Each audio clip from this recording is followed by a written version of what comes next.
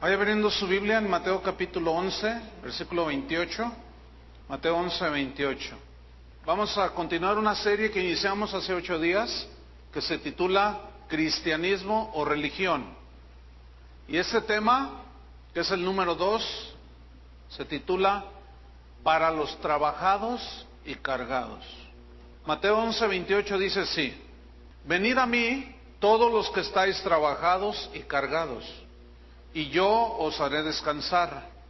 Llevar mi yugo sobre vosotros, y aprended de mí, que soy manso y humilde de corazón, y hallaréis descanso para vuestras almas. Porque mi yugo es fácil y ligera mi carga. Bien, para los trabajados y cargados. Esos 3 versículos que acabamos de leer son citados en todas las congregaciones cristianas. Cuando se ministra a los cansados, a los trabajados, a los desanimados, hijos de Dios, por distintas situaciones que nos van pasando en la vida. Sin embargo, el significado estricto de estos versículos son otros, como vamos a estudiar. Una pregunta: ¿a quiénes se refirió Jesús en realidad cuando dijo, vengan a mí todos los que están trabajados y cargados? ¿A quiénes? ¿A qué clase de trabajo se refería Jesús? ¿A qué clase de cargas en las personas se refería Jesús? Para fin de entender estos versículos, que son de los más conocidos en la Biblia, y darles su verdadero significado, necesitamos irnos un poco al contexto. ¿Cuál es el principio del contexto? Lo que viene antes y después de los versículos a estudiar, o del pasaje que se va a estudiar. Entonces comenzamos en el contexto del capítulo 9, no lo vamos a leer todo, 9, 10 y 11, no lo vamos a leer todo, eso lo va a tener de tarea, y si no hace la tarea, pues no va a entender. No puedo leer todos los capítulos, pero voy a hacer una breve reseña. En el capítulo 9, en los primeros versículos, Jesús sana a un paralítico y le perdona los pecados, y los escribas religiosos se enojaron porque dijeron, ¿cómo perdona pecados si solo Dios perdona pecados? Estaban diciendo que era una blasfemia. En el mismo pasaje de Mateo 9, escoge a Mateo como uno de sus discípulos y cuestionan a Jesús porque come con los pecadores. Con los pecadores come. En el mismo pasaje lo cuestionan a él acerca del ayuno. ¿Por qué tus discípulos ayunan? Y no sé cuánto le decían. No ayunan, le decían a Jesús sobre sus discípulos. Y Jesús comienza a hablarles en el mismo capítulo 9 acerca del vino nuevo, en odres nuevos. Y el vino nuevo es el evangelio de Jesucristo, que no podía echarse en odres viejos, que era la ley. Los odres viejos estrictamente en este pasaje significa la ley, y el vino nuevo el evangelio de la gracia. Más adelante del mismo capítulo resucita una niña, sana 2 ciegos, sana un mudo, y los fariseos religiosos atacan diciendo que Jesús había hecho todos esos milagros por Belcebú, el príncipe de los demonios. Ahora, ¿quiénes fueron los que lo atacaron? Los religiosos. Por eso les dijo, el vino nuevo no se puede echar en odres viejos, porque se derrama, se rompen y se derraman. O sea, en la ley no cabe la gracia. Una es la ley y otra es la gracia. En Mateo 9:36, si usted me va siguiendo ahí, dice que al ver las multitudes, tuvo compasión de ellas, porque estaban desamparadas y dispersas como ovejas que no tienen pastor. ¿Cómo estaban las multitudes? Desamparadas y dispersas como ovejas que no tienen pastor. Pregunta: ¿cómo que multitudes dispersas y desamparadas como gente que no tiene pastor? ¿Por qué dijo Jesús esto?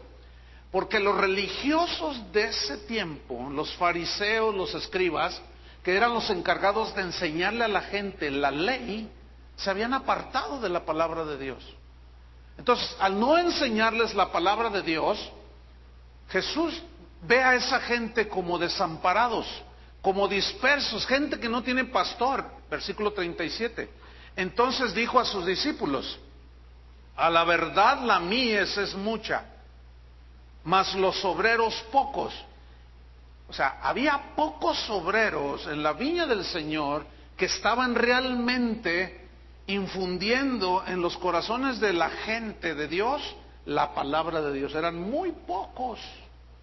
En ese tiempo en el que Jesús pisó la tierra, había muchísima más tradición de los hombres que palabra de Dios. Y déjeme decirle que los tiempos actuales están pareciendo a esos tiempos. Y se puede ver a las multitudes que llenan las iglesias, pero son como gente desamparada, que no tienen pastor, porque lo único que les enseñan son cosas que no tienen que ver nada con las Escrituras. Entonces dice el versículo 38, rogad pues al Señor de la mies que envíe obreros a su mies, es decir, obreros que en verdad enseñen la palabra de Dios. Noten que no dice envíen mercaderes, envíen engañadores, envíen fraudulentos, envíen gente que se enseñoree de las ovejas. No, obreros que verdaderamente alimenten a las ovejas del rebaño del Señor. Luego, enseguida, pues en los siguientes capítulos 10, les habla del precio de ser su discípulo. Les habla acerca de lo que enfrentarían si seguían sus enseñanzas. Y era persecución. Y esa persecución era por parte de los religiosos. También les habló de tomar la cruz cada día, negarse a sí mismo. En fin, había que pagar un precio de seguir el Evangelio de la gracia. Y los religiosos iban a ser los perseguidores. No los ateos, no los gnósticos, no, esa gente no. Los religiosos, los que pensaban que conocían a Dios, pero tenían una serie de prácticas externas que no tenían que ver nada con la palabra de Dios. Llegamos a Mateo capítulo 11, versículo 16. Jesús comienza a reprochar de alguna manera que la gente, que los líderes religiosos de ese tiempo habían producido una generación de gente sin Dios, pero que tenía mucha religión. Entonces fíjate lo que dice Mateo 11:16. Mas ¿a qué compararé esta generación? O sea, la presente en la que él estaba ahí. Bueno, dice, es semejante a los muchachos que se sientan en las plazas y dan voces a sus compañeros, diciendo, os tocamos flauta y no bailasteis, os endechamos y no lamentasteis. O sea, les cantaron cantos alegres y se quedaron impávidos, les cantaron cantos tristes y no lloraron. O sea, nada les agradaba de lo que Jesús les estaba diciendo. ¿Por qué? Porque su mensaje chocaba con lo religioso, con las prácticas religiosas de ese tiempo. Dice el versículo 18, porque vino Juan, aquí está hablando Jesús, que ni comía ni bebía y decían, está endemoniado ese. Versículo 19, viene el Hijo del Hombre, o sea Jesús, que come y bebe y dicen, he aquí un hombre comilón y bebedor de vino. O sea, ¿quién les entiende a ustedes? No les gusta nada. Lo que no les gustaba era el mensaje que Jesús traía. ¿Por qué? Porque confrontaba su hipocresía. Lean Mateo 23 y ahí está uno de los reproches más duros de Jesús. Ahorita no lo lean, por supuesto. De los reproches más tremendos que Jesús hizo contra la gente religiosa y contra los líderes mayormente. Entonces dice, aquí, le dicen a él, he aquí un hombre comilón y bebedor de vino, amigo de publicanos y de pecadores, pero la sabiduría es justificada por sus hijos. Eso significa que la sabiduría de Dios se demuestra por sus resultados. Eso es lo que significa esta frase. Versículo 20. Entonces comenzó a reconvenir a las ciudades en las cuales había hecho muchos de sus milagros, porque no se habían arrepentido. O sea, comenzó a reconvenirles, a reprocharles, como decimos acá en México, ¿verdad? Comenzó a echarles en cara ¿Cómo es posible? En esas ciudades había hecho muchos milagros y no se habían arrepentido. Y fíjate cómo se dirige a ellas diciendo, versículo 21, ay de ti, Corazín, ay de ti, Betsaida, porque si en Tiro y en Sidón se hubieran hecho los milagros que han sido hechos en vosotras, tiempo ha que se hubieran arrepentido en silicio y en ceniza. Por tanto os digo que en el día del juicio será más tolerable el castigo para Tiro y para Sidón que para vosotros. Y tú, Capernaum, que eres levantada hasta el cielo, hasta el Hades serás abatida. Porque si en Sodoma se hubieran hecho los milagros que han sido hechos en ti, habrían permanecido hasta el día de hoy. Por tanto os digo que en el día del juicio será más tolerable el castigo para la tierra de Sodoma que para ti. ¿Por qué Jesús le reclama a estas ciudades? Fíjense, esos líderes religiosos habían producido gente que hacía prácticas religiosas, pero no conocían a Dios. No se arrepentían. Ellos habían visto al mismísimo Hijo de Dios cara a cara, hacer milagros, enseñar el Evangelio, y lo rechazaron, lo criticaron, le dijeron que estaba loco, endemoniado y cuanta cosa. Entonces él le reclama y dice, a Sodoma le va a ir mejor en el día del juicio. Versículo 25, en aquel tiempo respondiendo Jesús dijo, te alabo, Padre, Señor del cielo y de la tierra, porque escondiste estas cosas de los sabios y de los entendidos y las revelaste a los niños. Sí, Padre, porque así te agradó. Todas las cosas me fueron entregadas por mi Padre, y nadie conoce al Hijo sino el Padre, ni al Padre conoce alguno sino el Hijo, y a quien el Hijo lo quiera revelar. Y fíjense el versículo 28, venid a mí todos los que estáis trabajados y cargados, y yo os haré descansar. Llevad mi yugo sobre vosotros y aprended de mí que soy manso y humilde de corazón, y hallaréis descanso para vuestras almas. ¿Descanso para dónde? Vuestras almas. Porque mi yugo es fácil y ligera mi carga. Bien, los trabajados, los cargados y desanimados, a los que se refiere Jesús aquí, eran aquellos que habían sido expuestos a las supersticiones religiosas de los líderes espirituales de ese tiempo. Esos líderes habían atado pesadas cargas religiosas sobre ellos, los habían llenado de un montón de prácticas ceremoniales sin sentido, que no tenían poder para dar vida ni transformar la vida. Y estas prácticas religiosas, en lugar de acercarlos a Dios, los alejaban de Dios. Ya no puedo repetir el tema número 1, pero como ustedes, pienso que la mayoría de los que están aquí vinieron el jueves pasado, están entendiendo a lo que se refiere.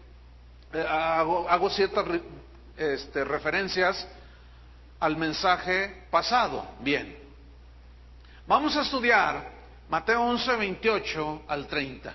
Yo quiero que quede muy claro que el contexto nos muestra que los trabajados y los cargados eran aquellos que hacían muchas cosas religiosas para ganarse el favor de Dios, pero seguían sin paz en su corazón.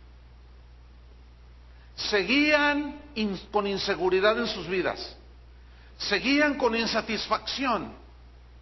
¿Por qué? Porque ellos habían sido cargados con muchas prácticas, repito, religiosas, que no les daban vida. Y hoy es lo mismo. Hoy mucha gente de Dios está siendo trabajada y cargada en proyectos que no son de Dios, en prácticas que no son de Dios. Déjeme decirle, esas ovejas se extenúan, porque las prácticas religiosas no dan vida en sí mismas, no tienen ese poder.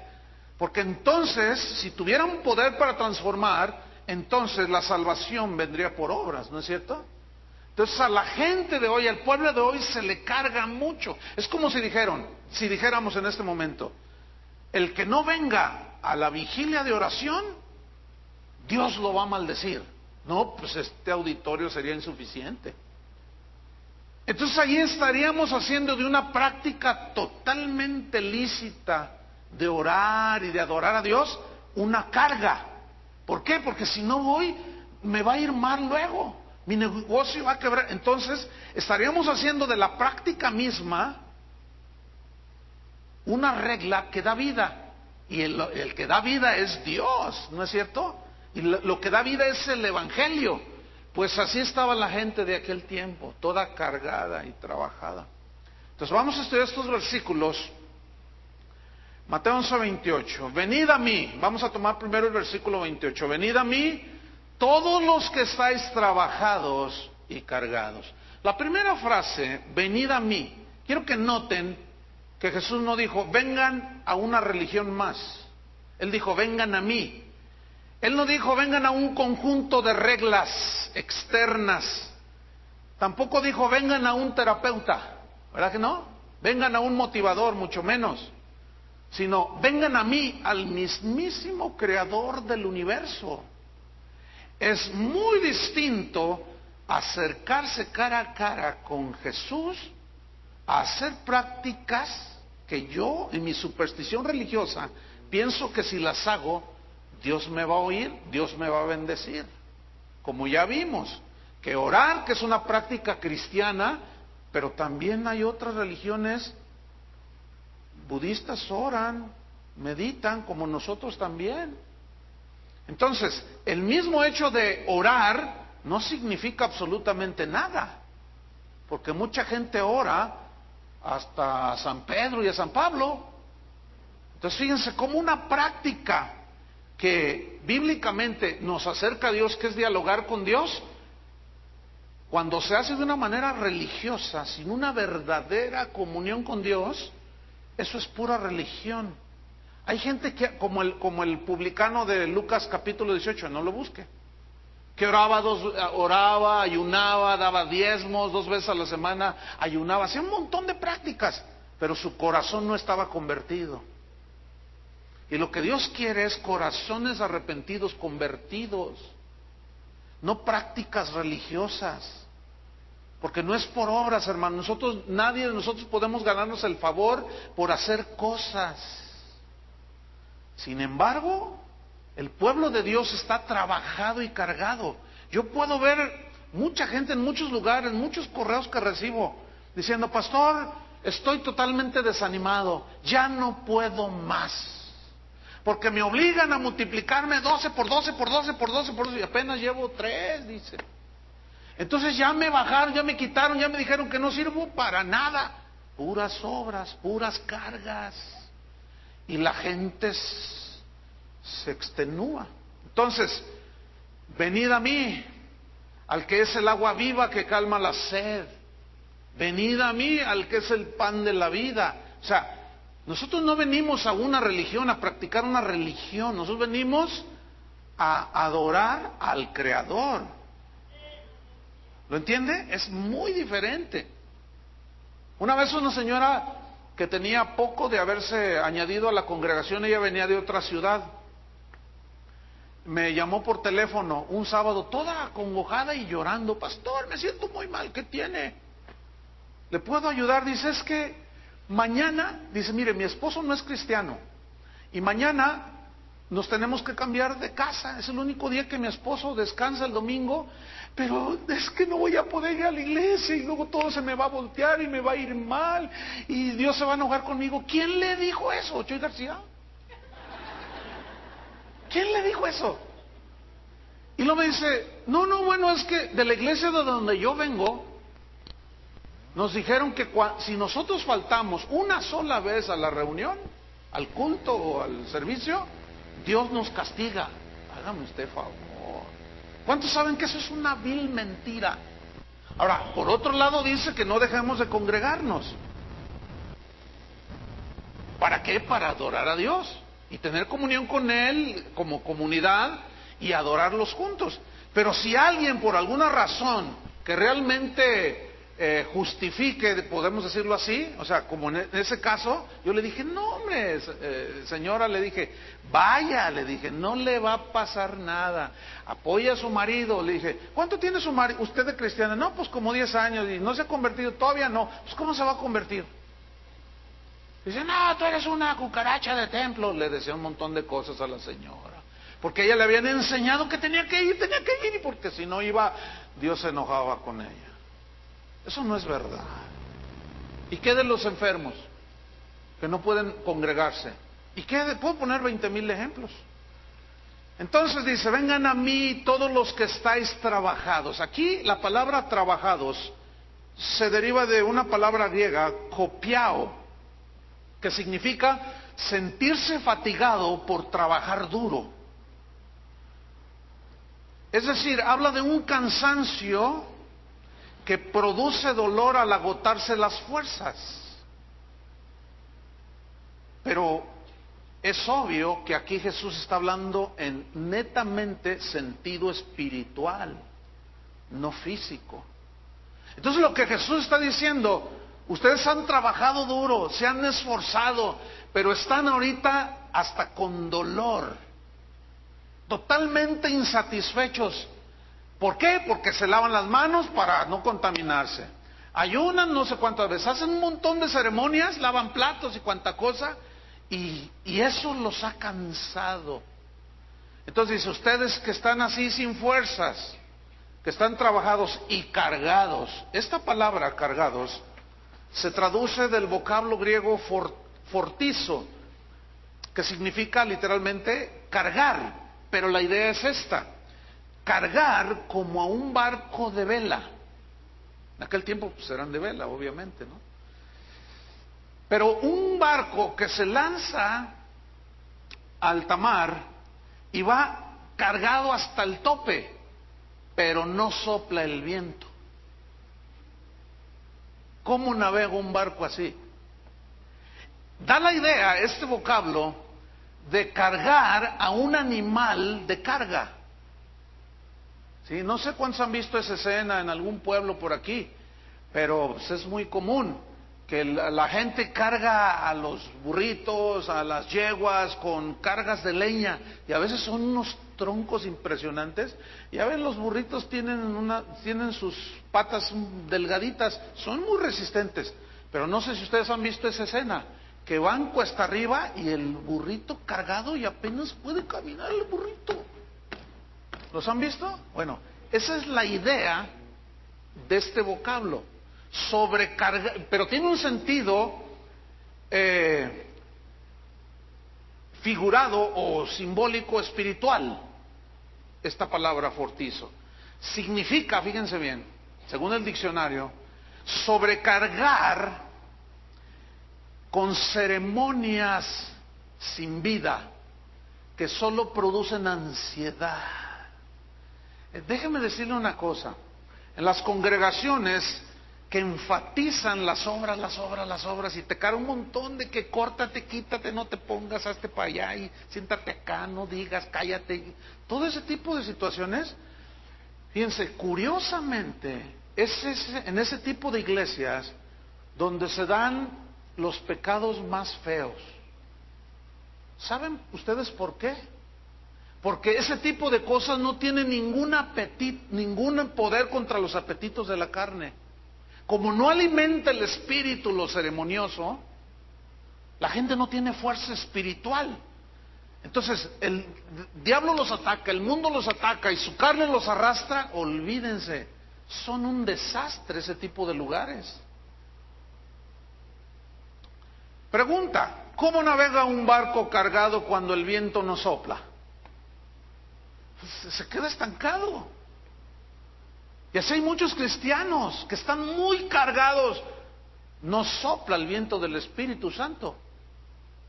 No puede empujar eso, porque si Dios por el viento del Espíritu Santo empujara eso, entonces la religión sustituye al verdadero evangelio de Jesucristo, que es por gracia y por fe. ¿Cómo camina un animal cargado en una cuesta arriba? Muy lento y muy pesado. ¿Cómo camina un cristiano cargado de ritos, de reglas y ceremonias que aparentan espiritualidad? ¿Cómo camina? Muy lento. Si no es que siempre está estancado. ¿Por qué? Por la pesada carga que producen esas prácticas que no dan vida. Busque Lucas 11, versículo 46. Lucas 11, 46.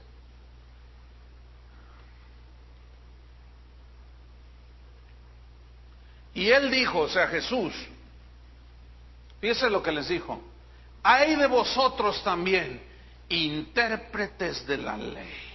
Ese ay de vosotros es un ay de dolor, de condenación. Ay de vosotros, intérpretes de la ley.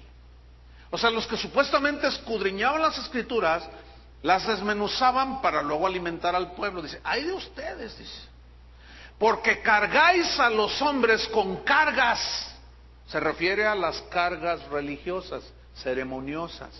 Cargáis a los hombres con cargas que no pueden llevar, pero vosotros ni aun con un dedo las tocáis. Estos se pasaban de listos. No solo las inventaban, no solo ponían las cargas pesadas en la gente, sino que ellos mismos no las guardaban. Sucede exactamente lo mismo de hoy. Usted oiga a un predicador de esos que le bajan el dinero a todo el mundo, y si usted no da su diezmo, como dijo un costarricense por allá que vi un video, un pastor, si usted no trae fielmente su diezmo aquí a la iglesia, trágueselo. Así dijo, fíjense nomás, qué barbaridad. Así dijo, trágueselo y luego no venga a orar, que quiere que ore por usted porque usted viene quebrado financieramente. Me encantaría preguntarle a ese si diezma él. Me encantaría preguntar si da lo que tanto exige él también. Pero lo más probable es que sean como estos, que ponen cargas pero ellos mismos no las hacen. Son muy listos.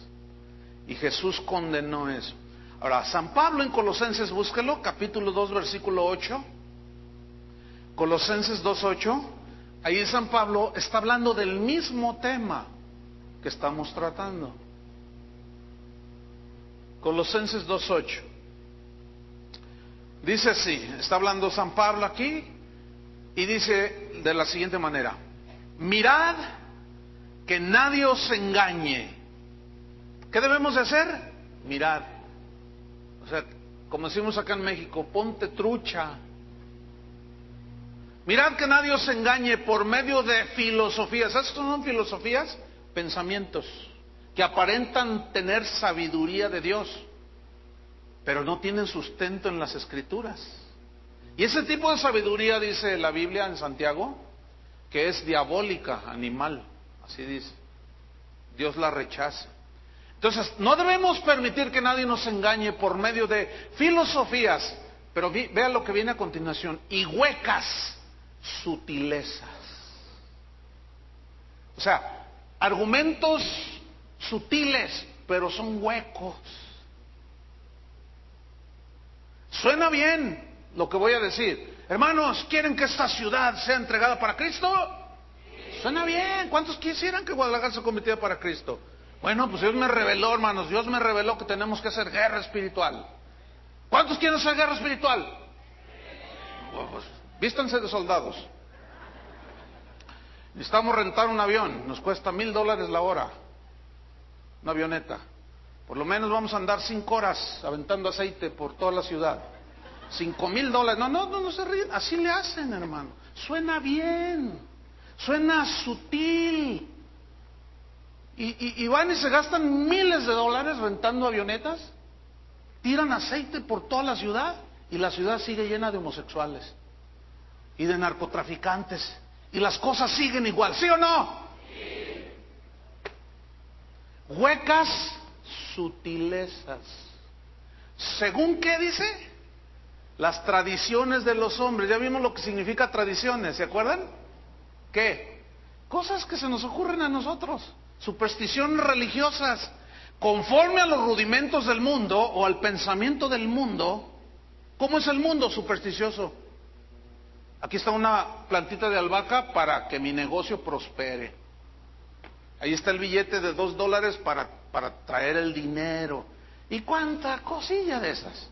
Huecas sutiles, suenan bien, pero son huecas.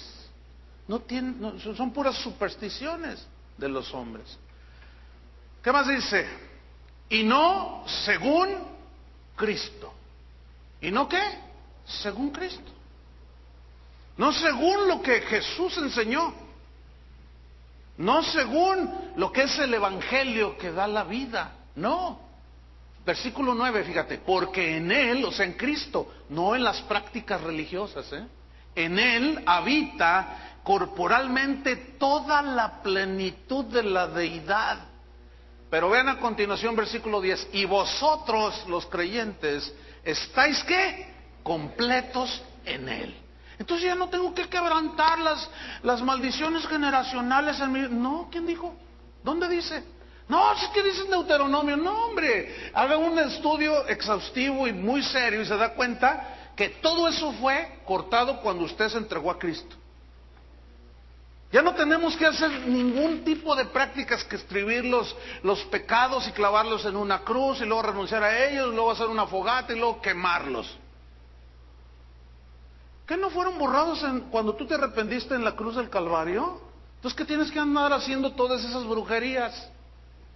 Porque eso es lo que es. Son brujerías. Porque al hacer esas prácticas estás diciendo que lo que Cristo hizo en la cruz no fue suficiente. Son herejías, hermanos.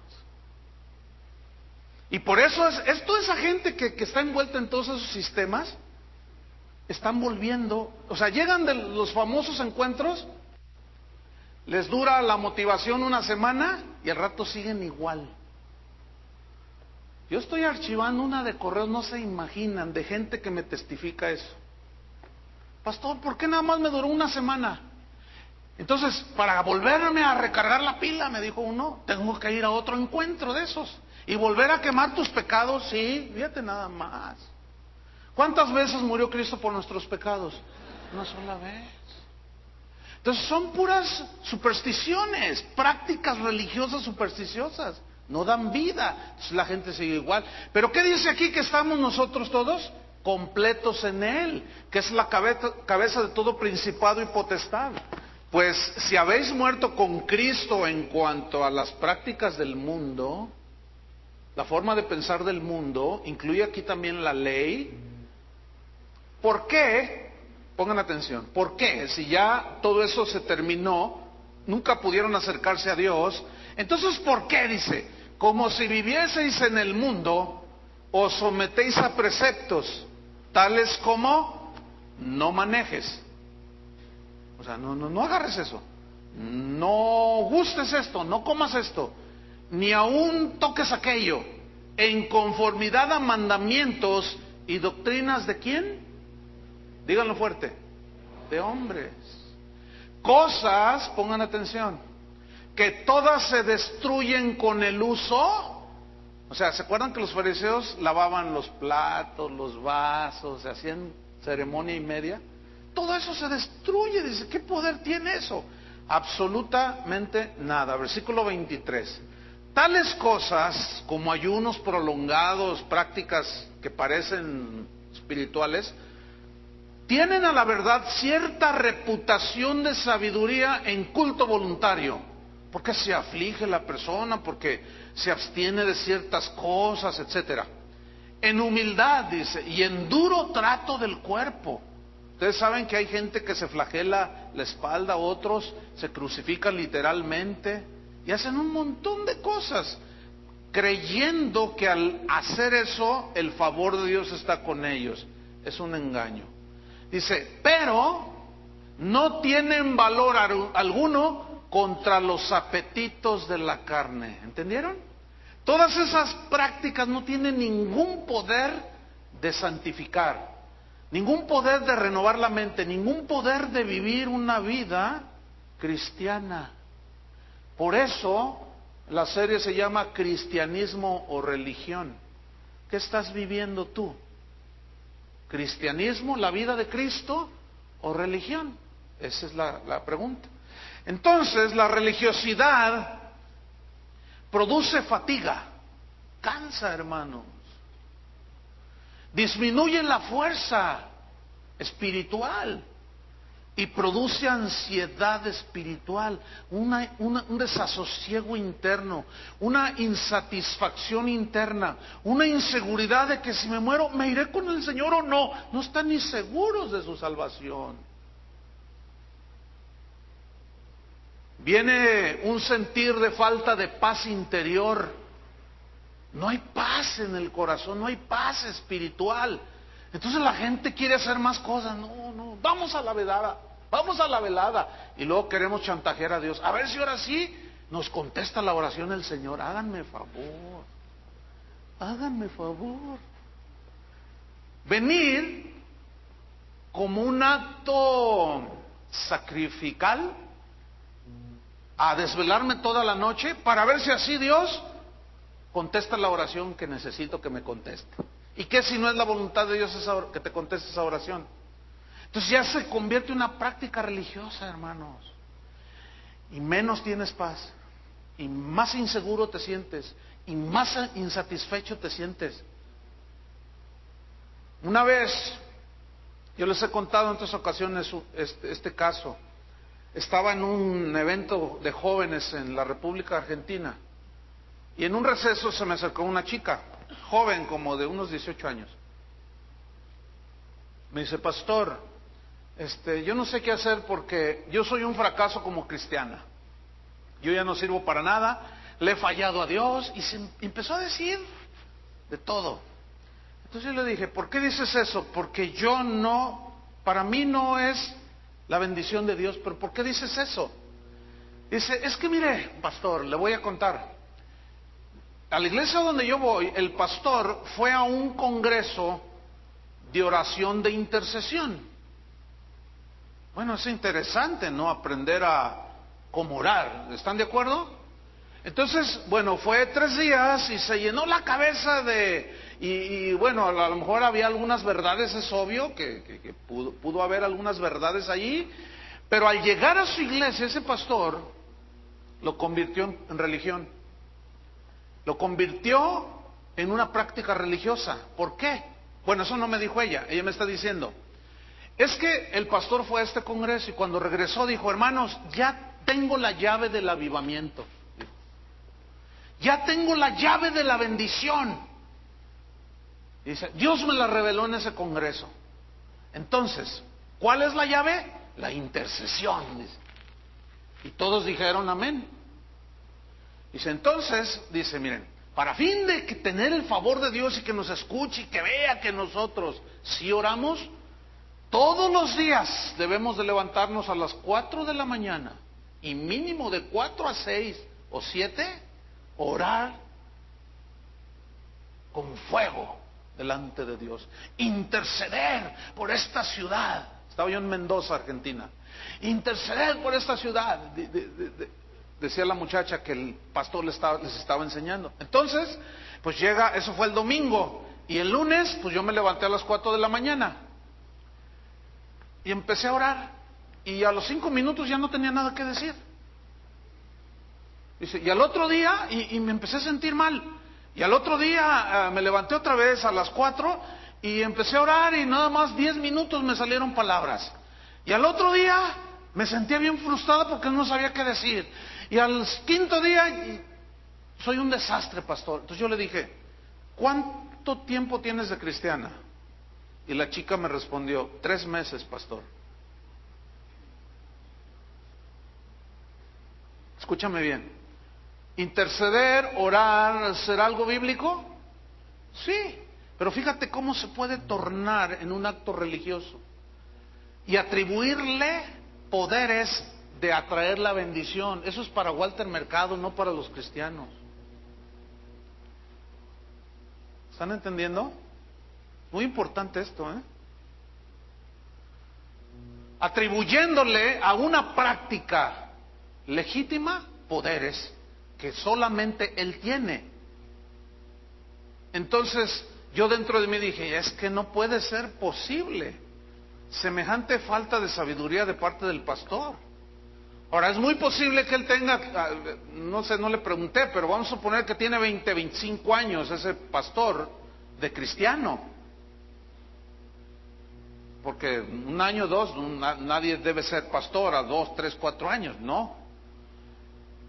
Suponiendo que tenía unos 15, 20 años de cristiano, a lo mejor él ya tenía ejercitado su espíritu para durar a lo mejor hasta toda una noche orando.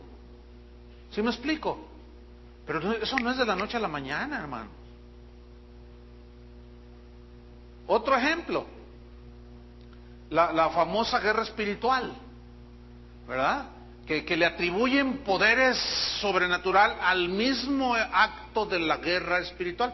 Pero la guerra espiritual le llaman atar al diablo, hacer decretos de que aquí en Guadalajara se acaban los homosexuales, lo decretamos en el nombre del Padre, Hijo, etcétera, y decretan ahí en el nombre de Jesús, y luego le dicen, tú norte, trae para acá la bendición, sur, tráete para acá la bendición, y invocan a los 4 puntos cardinales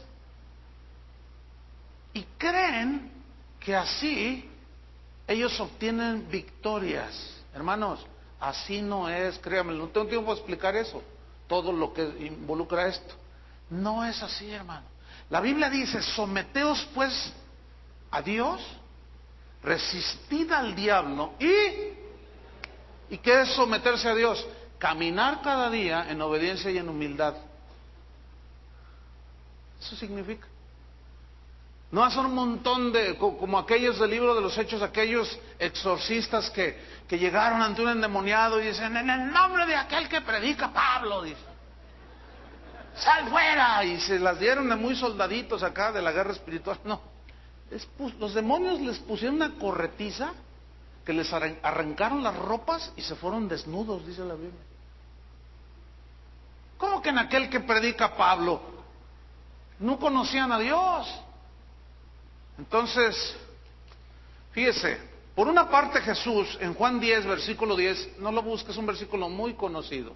Por una parte Jesús dice en Juan 10:10, el ladrón no viene sino para hurtar y matar y destruir.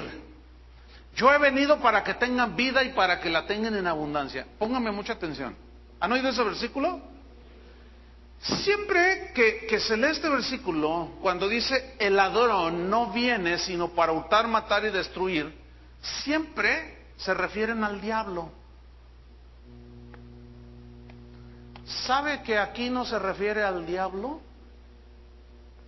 Ay, no me vean así, escudriñen las escrituras y se van a dar cuenta. Aquí no se refiere al diablo. Si ustedes hacen un estudio del contexto de Juan 10:10, es exactamente el mismo problema. ¿Sabe quién es el ladrón aquí? Los religiosos. Porque la religión te mata, te destruye, te roba todo.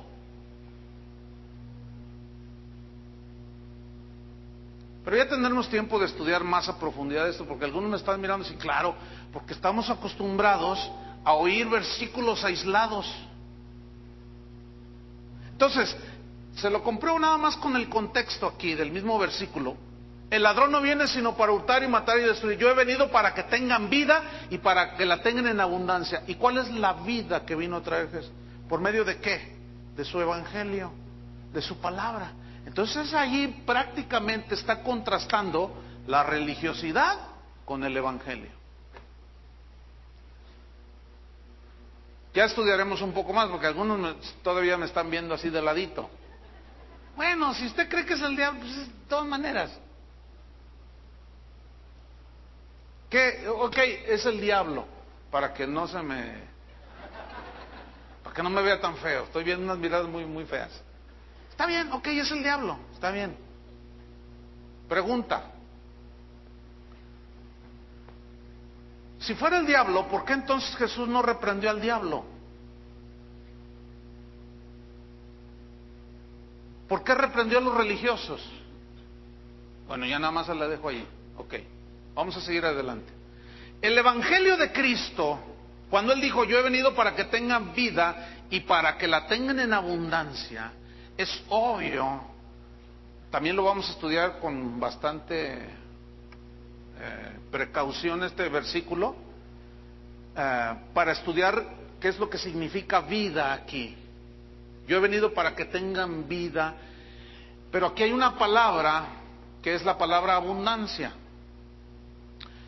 Y si nosotros tomamos este versículo siguiendo el mismo patrón que hace mucha gente, que lo saca del contexto, entonces yo puedo interpretar este versículo con que la vida abundante es la vida llena de casas y de carros y de dinero, como desgraciadamente lo interpreta mucha gente.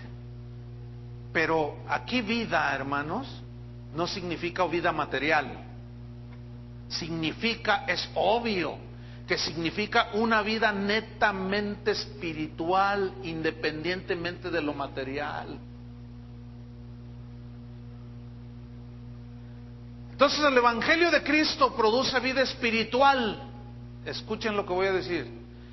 Si tú estás viviendo el Evangelio de Jesucristo, nunca te vas a fatigar.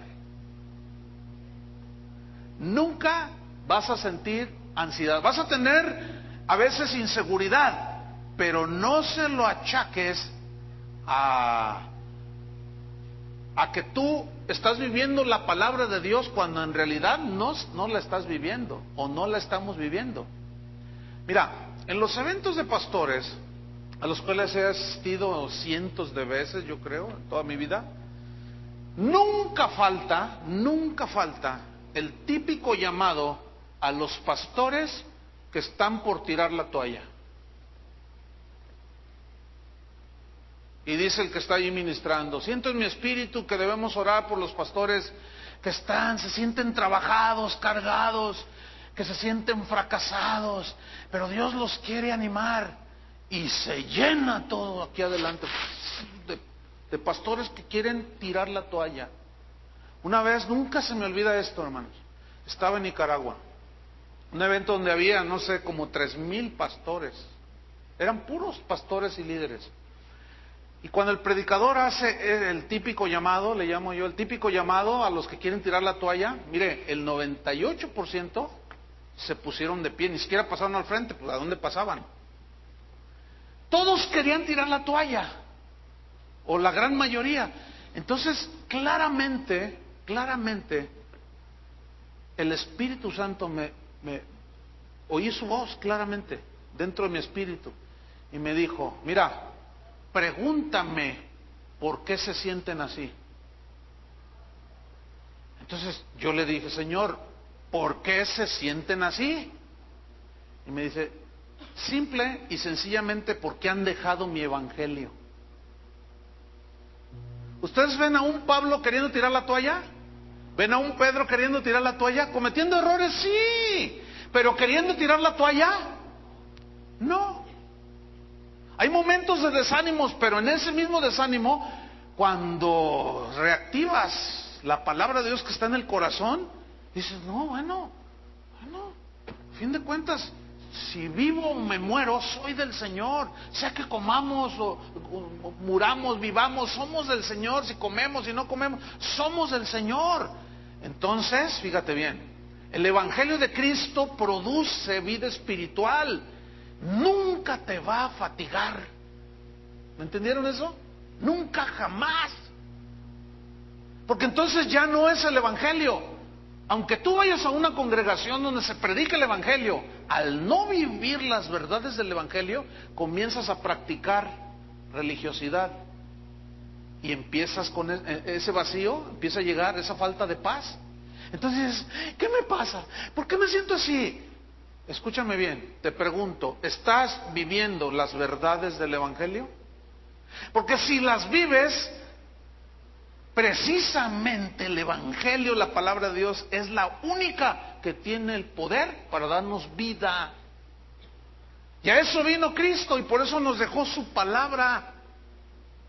Por eso yo insisto mucho, no busquen la palabra del hombre, no busquen a los motivadores esos famosos, no busquen la palabra de Dios que los alimente, porque si no, se van a extenuar. Y al rato andan apostatando y andan diciendo que todo el mundo es hipócrita. Porque al no tener vida en su palabra, entraste en una religiosidad. Venías fielmente a las reuniones, dabas tus diezmos, participaste en la vigilia de oración, saludaste al pastor de mano, orabas por él, un montón de cosas, pero no vivías las verdades del Evangelio.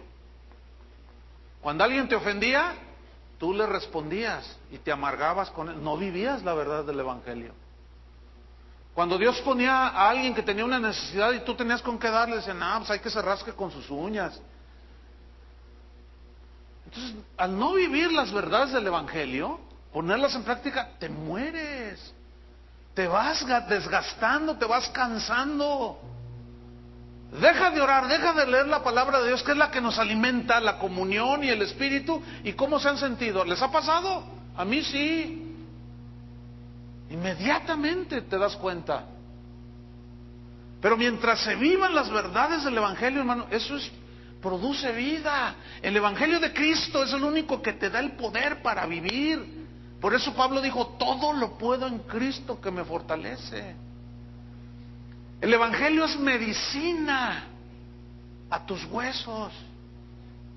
El Evangelio es la luz en medio de las tinieblas.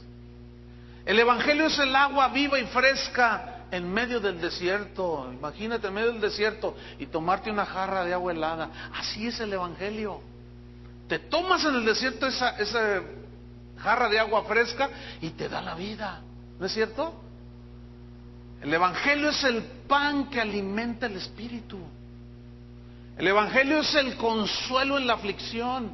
El Evangelio es todo, hermanos, para nosotros. Por eso Jesús dijo, el cielo y la tierra pasarán, mi palabra nunca pasará. Y la sentencia es fuerte cuando dice, si alguno le quita, se las va a ver conmigo. Si alguno le añade, también se las va a ver conmigo. Entonces tenemos que ser tenemos que ser celosos de enseñar la palabra de Dios lo más acertado posible. Por supuesto que no nos sabemos todo. En nuestra imperfección, pues no sabemos todo, seguramente tenemos errores. ¿Están conscientes de eso? Seguramente, es seguro esto, no tenemos toda la revelación, aunque está escrita allí, pero a medida que vamos creciendo, vamos teniendo entendimiento, comprensión. Entonces esto que yo hacía no le agrada a Dios. No, fíjate, pues hay gente que tiene una convicción de arrepentimiento bien tremenda. Y dice, entonces, ¿dónde estaba?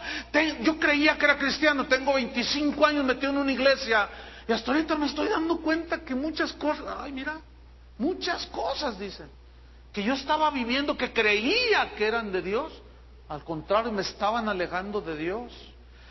Entonces, hermanos, las reglas, los ritos, las ceremonias, las filosofías humanas, por más que pretendan ser espirituales, jamás podrán darnos vida espiritual, jamás. Ni los ayunos impuestos, ni los pactos con dinero, ni la psicología, muchísimo menos eso, ni los actos proféticos, ni los decretos, ni las adivinaciones proféticas, ni mucho menos los métodos humanos para alcanzar las bendiciones de Dios, jamás, de los jamases, podrán darnos vida y paz. No.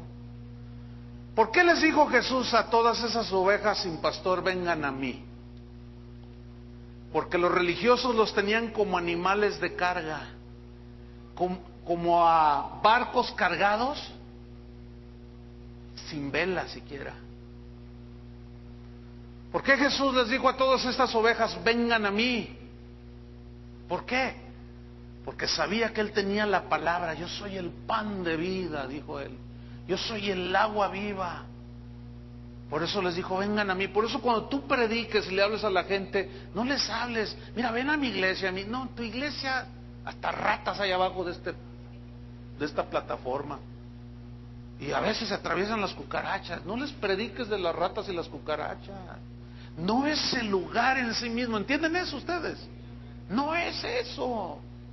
No es el pastor, no son los de la alabanza, no son los... No, hermanos, no. Entiéndanlo. ¿Quién es? Jesús. Y la palabra. Por eso a mí me preocupa mucho cuando gente que dice que es cristiana viene a una iglesia y no trae Biblia. No lo entiendo. O sea, no. Por más que me quieras comenzar, es que se me olvidó. ¿Y por qué no olvidaste los pies allá en tu casa? Porque el cerebro a lo mejor lo dejamos olvidado por allá. O sea, sin fin de cosas. No, hermanos, cristianismo muchísimo más que venir a la iglesia, por supuesto. Vámonos sobre el final. Venid a mí todos los que estáis trabajados y cargados. ¿Y qué dice? Y yo os haré descansar. Descansar aquí viene del griego anapauo, que significa reposar. Significa quitarte esa carga agobiante. Significa también refrescarte, confortarte. Entonces Jesús está diciendo, quítate todo eso. Recibe mi palabra, el vino nuevo. Ama mi palabra y mira, te voy a quitar esa carga agobiante que tienes. Te voy a refrescar. Voy a refrescar tu alma y tu espíritu si tú vives mi palabra. Te voy a reconfortar, te voy a hacer descansar. En otras palabras, la religión te carga. Es como si Jesús estuviera diciendo, la religión te carga. Te cansa y te deja exhausto. La relación con Dios, a través de Jesucristo, te da descanso y reposo. Descanso y reposo, ¿en dónde? Acá, miren, en el corazón, en el interior. Entonces tú puedes servir a Dios sin cargas innecesarias. Tú puedes servir a Dios con una libertad. Vivirás una vida fresca en el Señor y darás un mensaje fresco que cuando le hables a la gente no le dirás, no te cortes el pelo y déjate la trenza y la falda bájatela. Eso no es el evangelio.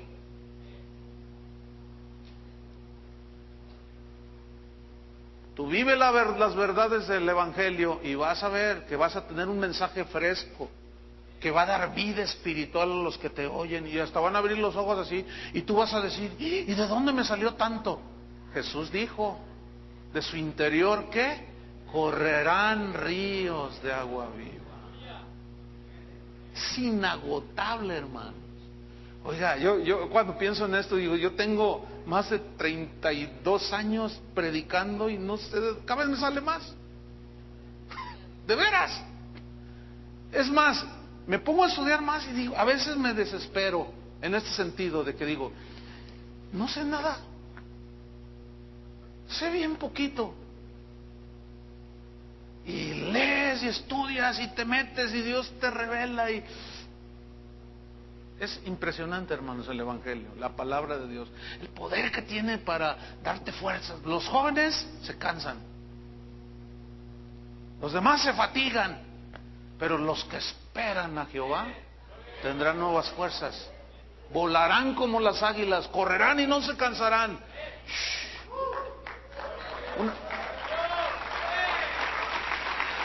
Fíjense, una vez, estando en un evento de esos de pastores, pues llegó uno a regañarme porque yo no me paraba a tirar la toalla. Me regañó porque no me paré a tirar la toalla. Entonces yo le dije, no, pues es que yo estoy bien. Es un orgulloso. Ahora resulta que estar bien y tener fuerza y empujar en la fuerza de Dios es ser orgulloso. No, yo reconozco mis debilidades. Yo reconozco que sigo luchando cada día con mi carne, pero no lucho en mis fuerzas, hermano. Y Dios multiplica mis fuerzas. ¿Por qué? Por su palabra. Pero si yo leo los motivadores y todas esas sartas de falsos maestros que andan por ahí, los leo y me animo 5 minutos. Y al rato sigo igual, pero la palabra de Dios no. Ando con ella, despierto con ella, sueño con ella. No sé si les pasa a ustedes lo mismo. Siempre está en mi mente la palabra de Dios. Y cuando vienen las pruebas y los conflictos, de pronto estás en la carne, o sea, estás en un cuerpo débil y de pronto así, pero luego viene la palabra inmediatamente. Confía en mí, confía en mí. Entonces imagínate servir a Dios descansado, refrescado y reposado por el efecto del evangelio en tu vida. Imagínate servirlo así. Es como decimos los jóvenes, es otra onda. De verdad, hermanos, de verdad. Seguido me hacen preguntas a mí cuando salgo y luego llegan los periodistas cristianos que, ay, yo oro por ellos, le digo, Señor, dale sabiduría para hacer preguntas, porque te preguntan, ¿y cuál es su comida favorita mexicana? Me desesperan y me siento Kiko. Ay, no, me desesperan terrible. Y siempre me preguntan, pastor, ¿y cómo le hace para pastorear? Porque una vez uno me dijo, yo sé que hay una congregación grande que usted pastorea. No, pues yo le hablo a uno como le hablo a 5,000 o a 10,000. Le enseño lo mismo a 5 que a 10 y les digo el mismo consejo. O sea, ¿cuál es la...? No, pero es que, bueno, sí, yo entiendo. Hay muchos pastores que mueren antes de tiempo y les dan infartos en el corazón. Les da infarto del corazón. También hay infarto en el cerebro. Y les da. ¿Por qué? Porque están muy cargados. Escúchenme bien. Yo ya estuviera 7 metros abajo, enterrado, desde hace mucho. Si yo pretendiera llevar todas mis cargas y luego las de ustedes. Ustedes son los que más carga dan. Pero esa es la razón del pastorado, fíjense, curiosamente, esa es la razón del pastorado, ¿sí o no? Estarles enseñando, alimentándoles, sacando, estar ahí que te quiebras la espalda de estar ahí, en fin, pero no es para ganar el favor, es para cumplir el ministerio. Pero escúchenme bien, si hay un cansancio físico, pero ¿saben una cosa? En ese cansancio, en esa obediencia, Dios multiplica las fuerzas, hermano. Y es maravilloso, hermano, servir al Señor. Finalizamos. Llevad mi yugo sobre vosotros. Yugo aquí significa algo que une, significa servidumbre, pero una servidumbre no que asfixia, ¿sí? Sino es un yugo que te une a Jesús, porque un yugo es un travesaño que se ponían en 2 bestias, en 2 bueyes, que caminaban juntos, tenían que ser de la misma medida, caminaban juntos para moler o trillar, etcétera. Y Jesús dice, lleven mi yugo sobre ustedes. Es decir, no, separados de mí, dijo él, nada puedes hacer. Entonces cuando dice, llevad mi yugo sobre vosotros, es algo que te une a Cristo Jesús, que puedes caminar todos los días con Él. Pero luego dice, y aprended de mí. Aprended de mí. ¿Qué aprendemos de Él? Su obediencia al Padre. Esa es una de las cosas. En Juan, no lo busquen, 1 de Juan 5:3, son versículos que ustedes conocen. Dice Juan, pues este es el amor a Dios, que guardemos sus mandamientos. Y sus mandamientos no son gravosos. Yo me acuerdo de recién convertido, cuando leí esto, ay, me rasqué así y dije, no, sí son difíciles. ¿Cómo que no son gravosos? Yo no sé dónde tenía la cabeza este señor, San Juan. Y luego ya me explicaron, no, mira, pues es que tú estás recién convertido, todavía estás aprendiendo, vas a madurar, vas a crecer, vas a aprender a sujetar tu carne, a dominar tus pensamientos. Y me explicaron la vida cristiana, y día con día, y asistía a los cursos, y aprendía. A algunos todavía les es gravoso perdonar. Pero a medida que llegues a 70 veces 7, pues ya vas a aprender. Entonces va a llegar un momento que te ofenden, te dicen cosas y dices, no hay problema. Entonces otros te van a ver, pero no estás ofendido. No, está bien. Al Señor le hicieron más que a mí. Entonces tú vas a ver que no son gravosos. Porque todo el que es nacido de Dios vence al mundo. Y esa es la victoria que ha vencido al mundo. Nuestra fe, dice Juan. ¿Quién es el que vence al mundo? Sino el que cree que Jesús es el Hijo de Dios. Ese es el que vence al mundo. ¿Tú crees que Jesús es el Hijo de Dios? Que te alimenta con su palabra, su evangelio. Entonces dice, aprendan de mí que soy manso. Esta palabra manso significa no rebelde, dócil, apacible. O sea, Cristo no fue rebelde al Padre, fue dócil al Padre. Seamos dóciles con el Señor. Tú sabes cuando Dios te habla, ¿sí o no? Aunque a veces decimos, es que yo no sé cuándo Dios me habla. Si tú no sabes cuando Dios te habla, no eres hijo de Dios. No, entonces sí. No. Sí saben cuando Dios les habla. No os hagáis, dice el Señor. No se hagan. Sí sabemos cuando Dios nos habla. Lo que pasa es que a veces lo que nos dice no nos conviene. o no queremos hacerlo, o hiere nuestro ego, y nos rebelamos, entonces ya no somos dóciles. No, aprendan de mí. Aprender de Jesús, hermanos. Y hallaréis que, dice, soy humilde, soy manso y humilde de corazón. Aquí significa ausencia de orgullo, habla de una actitud dispuesta en cualquier situación, habla de una sumisión voluntaria. Entonces el verdadero discípulo se somete a Cristo. Por eso se les llamó cristianos en el primer siglo. Y entonces dice, hallaréis descanso para vuestras almas. Aquí descanso es muy interesante, porque es una palabra anapausis, que significa recrearse, recreación, significa reposo, significa deleitarse, alegrarse.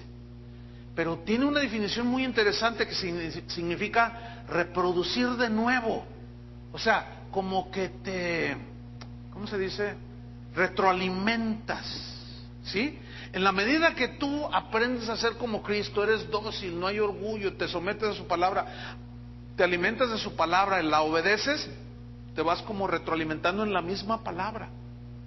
La comida que comemos natural se traduce en proteínas, minerales, vitaminas, ¿no es cierto? Que alimentan el cuerpo. Así es la palabra de Dios. Se transforma en nosotros y nos da una vida diferente. Nos recreamos, nos deleitamos y nos alegramos. ¿Cuántos se alegran en el Señor? Con razón Pablo decía, yo me alegro hasta en las tribulaciones, me gozo en las persecuciones. Y a veces los cristianos cuando leen esos versículos dicen, pues, ¿cómo le hacía? ¿Cómo le hacía? Claro, ese tenía la palabra de Cristo morando en su corazón. Por eso Pablo decía, la palabra de Cristo more en abundancia en vuestro corazón. En abundancia.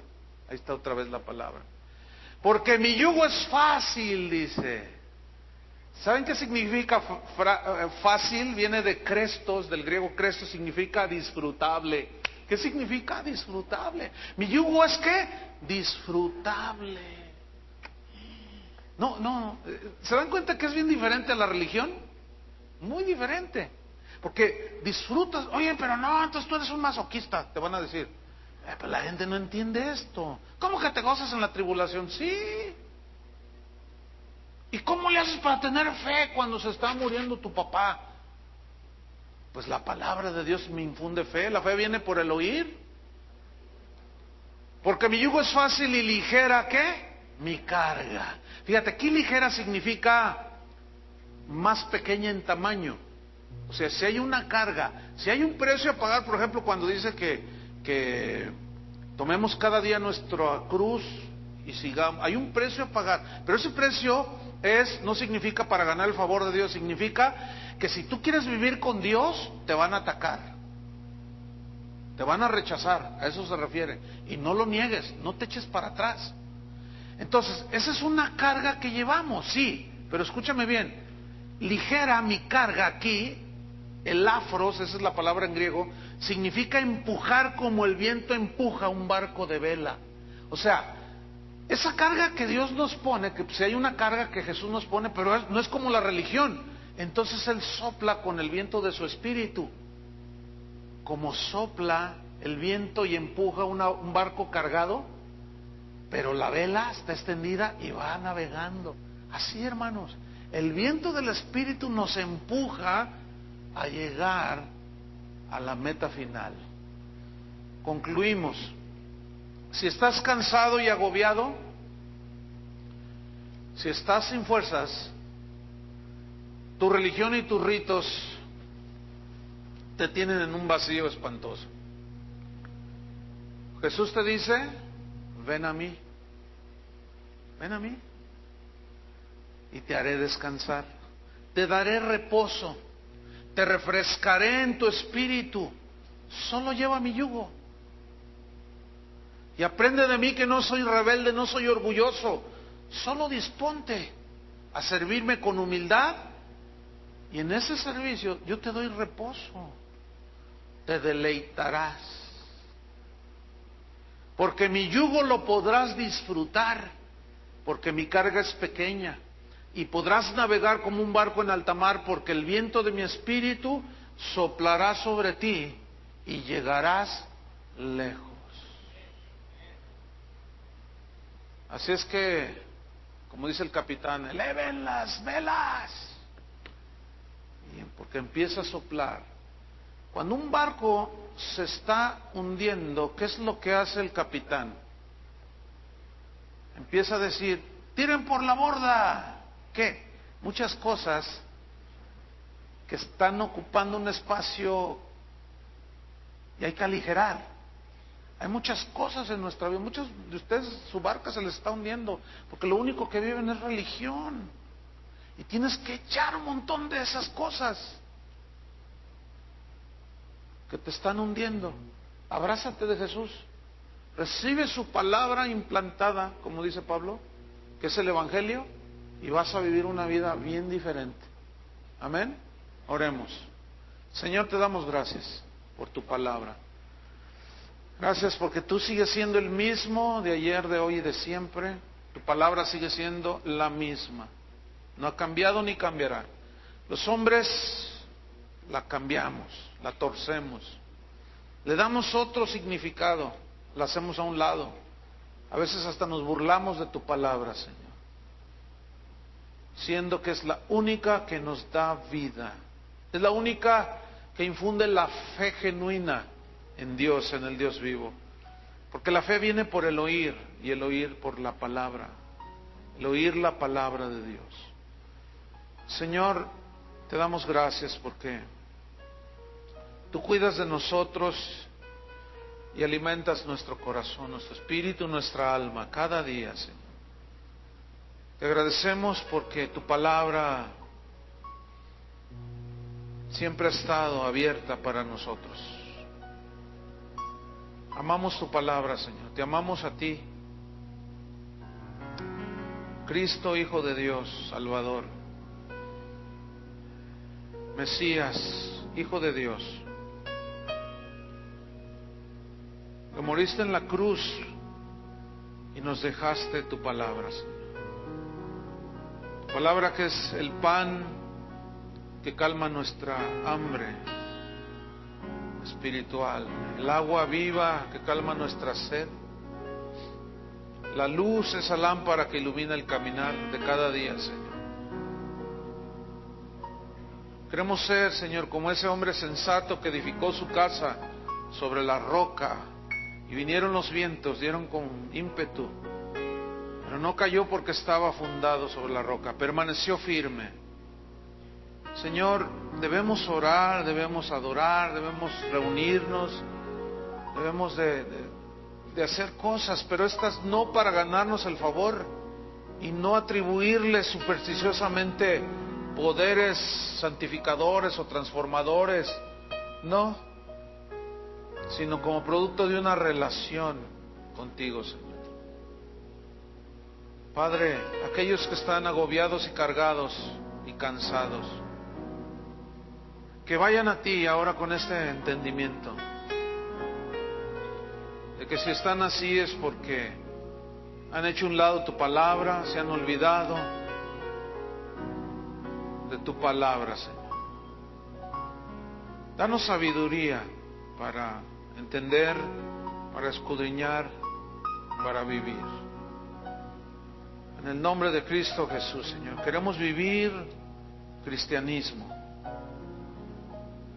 Aléjanos, Señor, de las tradiciones de los hombres, de las huecas sutilezas que lo único que hacen es alejarnos de ti. Pero atráenos, Señor, con tu palabra. En el nombre de Cristo Jesús. Amén. Gracias. Que Dios les bendiga a todos.